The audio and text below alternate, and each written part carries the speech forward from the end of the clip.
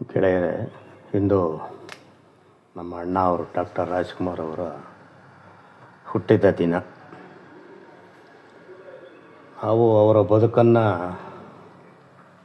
ಪೂರ್ತಿಯಾಗಿ ನೋಡುತ್ತಾ ಬಂದ್ರೇ ಅವರ ವ್ಯಕ್ತಿತ್ವ ಏನು, ಅವರ ಮಹಾನತೆ ಏನು ಅನ್ನೋದು ನಮಗೆ ಅರ್ಥವಾಗುವುದು. ಅದನ್ನು ಅವರು ಬಹಳ ಹಿಂದೆಯೇ ಸ್ಪಷ್ಟವಾಗಿ ತಮ್ಮ ಕಥಾನಾಯಕನ ಕತೆ ಎಂಬ ಸರಣಿ ಲೇಖನಗಳಲ್ಲಿ ತಿಳಿಸಿ ಹೇಳಿದ್ದಾರೆ. ಇಂದು ಆ ಸರಣಿ ಲೇಖನಗಳಲ್ಲಿ ಒಂದು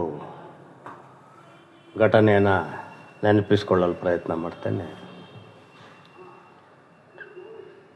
ಆಗ ಅವರು ಚಿಕ್ಕಂದಿನಲ್ಲಿ ನಂಜನಗೂಡಿನಲ್ಲೇ ಇರಬಹುದು ಅನಿಸುತ್ತೆ, ಅವರ ತಂದೆಯವರ ಪಾತ್ರ ಮಾಡುತ್ತಿದ್ದಂತಹ ಗುಬ್ಬಿ ವೀರಣ್ಣವ್ರ ಕಂಪ್ನಿಯವರ ಕ್ಯಾಂಪ್ ಅಥವಾ ಶಿಬಿರ. ಅಂದು ಒಂದು ಹಬ್ಬ, ಉಗಾದಿ ಇರಬಹುದೇನೋ. ಅವತ್ತು ಮನೆಯಲ್ಲಿ ಸಿಹಿ ತಿಂಡಿ ಮಾಡಿರ್ತಾರೆ. ಎಲ್ಲ ಊಟ ಆದಮೇಲೆ ಅವ್ರ ತಂದೆ ಒಂದು ಸ್ವಲ್ಪ ದುಡ್ಡು ಕೊಟ್ಟಿದ್ರು ಕೈಗೆ, ಹೋಗಪ್ಪ ಪೇಟೆಗೆ ಹೋಗಿ ಎಲ್ಲಡಿಕೆ ತಗೋಬ ಹೋಗು ಅಂತ ಕಳಿಸ್ತಾರೆ. ಇವರು ಬರ್ತಾರೆ, ಪೇಟೆ ಎಲ್ಲಡಿಕೆ ತಗೊಂಡು ಮನೆಗೆ ಬರ್ತಾ ಇರ್ತಾರೆ. ಅಲ್ಲಿ ಒಂದು ಕಡೆ ಒಂದಷ್ಟು ಜನ ಗುಂಪು ಸೇರಿರ್ತಾರೆ. ಏನಿದು ಗುಂಪು ಅಂತ ಹೋಗಿ ನೋಡಿದ್ರೆ ಅಲ್ಲಿ ಯಾರೋ ಆವಾಡಿಸ್ತಾ ಇರ್ತಾರೆ. ಅಷ್ಟೇ, ಇವರು ಮೈ ಮರೆತೋಗ್ಬಿಡ್ತಾರೆ. ಹಾಗೇ ಆವಾಡಿಸೋದನ್ನೇ ನೋಡಿಕೊಂಡೇ ಇದ್ಬಿಡ್ತಾರೆ. ಕೊನೆಗೆ ಆವಾಡಿಸೋದು ಮುಗಿದ ಮೇಲೆ, ಆಟ ಮುಗಿದ ಮೇಲೆ ಇವರಿಗೆ ಹೊರಗಿನ ಪ್ರಪಂಚದ ಅರಿವಾಗೋದು. ಹಾಗೆ ಅರಿವಾಗಿದ್ದ ತಕ್ಷಣ ಹೊರಡ್ತಾರೆ. ನೆನಪಾಗುತ್ತೆ, ಓ ಅಪ್ಪಾಜಿ ಎಲ್ಲಡಿಕೆ ಥರ ಕೇಳಿದರು, ನಿಧಾನ ಆಗೋಯ್ತೇನೋ, ಎಷ್ಟೊತ್ತಾಗಿದೆ ಅಂತ ಕೂಡ ಅವ್ರಿಗೆ ಗೊತ್ತಿಲ್ಲ ಅಂದ್ಬಿಟ್ಟು ಬೇಗ ಹೊರಟು ಮನೆ ಕಡೆ ಬರ್ತಾರೆ. ಬಂದರೆ ಇನ್ನೇನು ಮನೆ ಹತ್ರ ಬರಬೇಕು, ಅವರು ಅಪ್ಪಾಜಿ ಆಗ್ತಾನೆ ಹೊರಗಡೆ ಬರ್ತಾರೆ. ಬಾಯಿ ತುಂಬ ಎಲ್ಲಡಿಕೆ ಹಾಕ್ಕೊಂಡು ಆ ತುಂಬಲ ಉಗಿಯೋಕ್ಕೋಸ್ಕರ ಹೊರಗಡೆ ಬಂದಿರ್ತಾರೆ.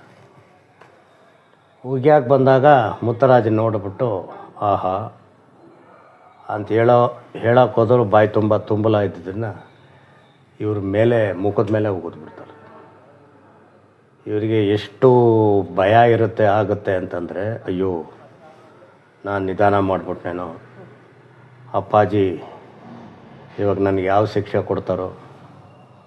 ಅವ್ರಿಗೆ ಆ ತುಂಬಲ ಹೋಗುತ್ತಿದ್ದು ಏನಂತ ಲೆಕ್ಕಕ್ಕೇನು ಇರಲಿಲ್ಲ, ಏನು ಶಿಕ್ಷೆ ಕೊಡ್ತಾರೋ ಅಂತ ಆತಂಕದಿಂದ ನೋಡ್ತಾ ಇರ್ತಾರೆ. ಆವಾಗ ಅವರ ಅಪ್ಪಾಜಿಯವರು, ಅಲ್ಲ ಮಗ, ನಾನು ಎಷ್ಟು ಹೊತ್ತಾಯಿತು ನಿನಗೆ ಎಲ್ಲಡಿಕೆ ತರೋಕ್ಕೆ ಕಳಿಸಿ, ಈಗ ಬಂದಿದ್ದೀಯ, ನಾನು ಬೇರೆಯವ್ರ ಕೈಲಿ ತರಿಸ್ಕೊಂಡು ಹಾಕಿ ಆಯ್ತಲ್ಲೋ, ಇಷ್ಟು ನೀನು ಮೈ ಮರೆತರೆ ಮುಂದೆ ಹೇಗೆ ಬಾಳ್ವೆ ಮಾಡ್ತೀಯ. ಅವರ ಅಪ್ಪಾಜಿಗೆ ಚಿಂತೆ ಇದ್ದಿದ್ದು ಅದರಲ್ಲಿ. ಈ ಅಮಾಯಕ ಮುಗ್ಧ ಹುಡುಗ ಮುಂದೆ ಹೇಗೆ ಬದುಕನ್ನು ಎದುರಿಸ್ತಾನೆ. ಹೆಚ್ಚಿನ ಕಾಳಜಿ ಇದ್ದಿದ್ದು ಮುತ್ತರಾಜರ ಮೇಲೆ ಅವ್ರ ಅಪ್ಪಾಜಿಗೆ. ಯಾಕೆಂದರೆ ಮಿಕ್ಕಿದ ಮಕ್ಕಳೆಲ್ಲ ಚುರುಕಾಗಿದ್ದರು, ಮುತ್ತರಾಜ ಮಾತ್ರ ಸ್ವಲ್ಪ ಮೊದ್ದು. ಹೀಗೆ ಈ ಹುಡುಗ ದೊಡ್ಡವನಾಗಿ ಈ ಬದುಕನ್ನು, ಈ ಕರಾಳವಾದ ಬದುಕನ್ನು ಎದುರಿಸ್ತಾನೆ, ಮುಂದೆ ಹೇಗೆ ಜೀವನ ಮಾಡ್ತಾನೆ ಅನ್ನೋದೇ ಅವರ ಅಪ್ಪಾಜಿಗಿದ್ದಂತಹ ದೊಡ್ಡ ಚಿಂತೆ. ಸದಾ ಕಾಲ ಮುತ್ತರಾಜನ್ನು ಹೆಚ್ಚು ಪ್ರೀತಿಯಿಂದ ನೋಡುತ್ತಾ, ಬುದ್ಧಿ ಹೇಳುತ್ತಾ, ಹೊಡೆಯುತ್ತಾ ಬಹಳಷ್ಟು ಏಟುಗಳನ್ನು ತಿಂದಿದ್ದಾರೆ ಅವ್ರ ತಂದೆಯಿಂದ. ಅಂತಹ ಸಾವಿರಾರು ಏಟುಗಳನ್ನು ತಿಂದು ಒಂದು ಕಾಡಿನಲ್ಲಿ ಬಿದ್ದಂತಹ ಒಂದು ಬಂಡೆಗಲ್ಲು ಒಂದು ಅತ್ಯುತ್ತಮವಾದ ಶಿಲ್ಪವಾಗುತ್ತೆ. ಅಷ್ಟು ಮೇರುಮಟ್ಟದ ಶಿಲ್ಪ ಆಗೋದಕ್ಕೆ ಕಾರಣ ಅವರ ಅಪ್ಪಾಜಿ ಅವರ ಪ್ರೀತಿಯ ಉಳಿಯ ಏಟುಗಳು, ಅವರು ಬದುಕಲು ತೋರಿಸಿಕೊಟ್ಟಂತಹ ಬದುಕಿನ ರೀತಿ. ಆ ಒಂದು ಉಳಿ ಏಟುಗಳಿಂದ ಸುಂದರ ಶಿಲ್ಪವಾದ ಈ ಮಹಾನ್ ಚೇತನ ಮುಂದೆ ಇಡೀ ನಾಡಿಗೆ, ಇಡೀ ಜಗತ್ತಿಗೆ ಒಂದು ದಾರಿದೀಪವಾಗುವಂತಹ ಮಟ್ಟಕ್ಕೆ ಬರುತ್ತೆ.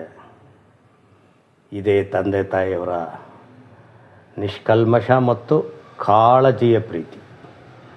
ಮಕ್ಕಳ ಮೇಲೆ ಅವರಿಗಿರುವಂತಹ ಕಾಳಜಿ ಮತ್ತು ಅದರಿಂದ ಹುಟ್ಟಿದಂತಹ ಪ್ರೀತಿ. ಈ ಸಮಯದಲ್ಲಿ ಆ ಘಟನೆಯನ್ನು ನೆನೆಸ್ಕೊಂಡು ಅಣ್ಣಾವರ ಮನಸ್ಥಿತಿ ಏನು ಅನ್ನೋದನ್ನು ನಾವು ಕಲ್ಪನೆ ಮಾಡಿಕೊಳ್ಳೋಣ.